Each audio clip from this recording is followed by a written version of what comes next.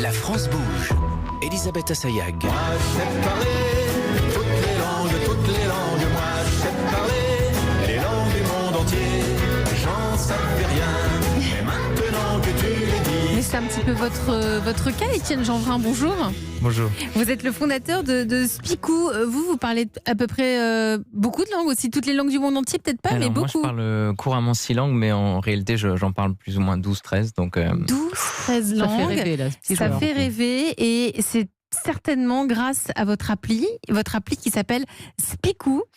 Spicou, très rapidement, on arrive à construire des phrases de la même manière. C'est un peu comme quand on apprend à parler quand on est enfant, c'est ça ?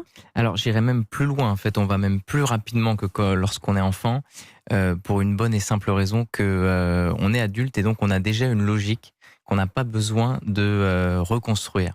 Et tout le but de Spicou, c'est justement d'utiliser ce qu'on sait, d'utiliser nos propres règles et ensuite de drifter légèrement pour ensuite arriver Drifter, à la c'est-à-dire ? logique de partir de ce cœur justement qui sont notre propre cœur de valeur pour arriver à un autre système de valeurs un peu plus éloigné.